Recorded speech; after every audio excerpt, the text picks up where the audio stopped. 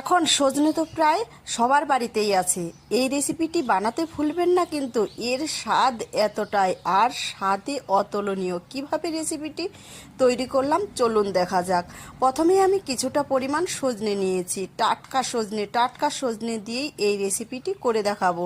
কেটে ধুয়ে পরিষ্কার করে নিলাম। কড়াইয়ের মধ্যে আমি সর্ষের তেল দিয়ে দিব। গরম হলে একটু নেড়ে চেড়ে দিচ্ছি। তারপরে দেখো আমি 3 থেকে 4টা মিডিয়াম সাইজের আলু লম্বা লম্বা করে কেটে ধুয়ে পরিষ্কার করে তেলের মধ্যে দিয়ে দিলাম। হালকা একটু ভাজার পর আমি কেটে রাখা সজনেগুলো দিয়ে দিব। এটাকেও কিন্তু একটু মিডিয়াম সাইজের মতো করে ভাজতে হবে।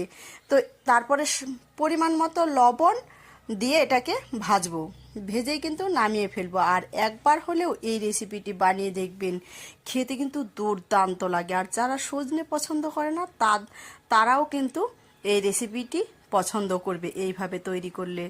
ভেজে নামিয়ে ফেললাম। তারপর আরেকটু তেল দিলাম। তেলের মধ্যে আমি দিয়ে দিচ্ছি কালো জিরে, সাদা সর্ষে আর একটা শুকনো লঙ্কা ফোড়নে। তারপরে দিয়ে দিচ্ছি সাদা সর্ষে আর কালো সর্ষে, 2টা কাঁচা লঙ্কা আর 2টা শুকনো লঙ্কা বাটা দিয়েছি। এইদিকে দিয়ে দিচ্ছি আমি একটা টমেটো বাটা।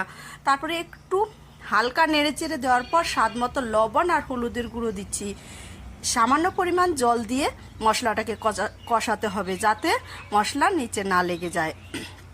এইভাবে করে কষানোর পর আমি যখন মশলা থেকে তেল ছেড়ে দিবে তখন আমি ভেজে রাখা আলু আর সজনে দিয়ে দিচ্ছি।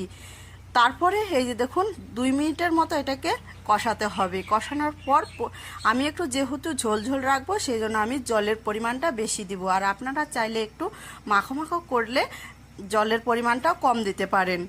তো একটু 2 মিনিট নেড়ে চেড়ে নেওয়ার পর আমি জল দিয়ে দিব। 3 মিনিটের মতো ঝোলটা আমি ফুটিয়ে নিব। আর অবশ্যই একবার হলেও ট্রাই করে দেখবেন, খেতে কিন্তু দারুণ লাগে। আর আমার ভিডিওটি যদি ভালো লাগে অবশ্যই সাবস্ক্রাইব, লাইক, কমেন্ট করে পাশে থাকবেন, তাহলে নতুন নতুন ভিডিও দেখতে পারবেন।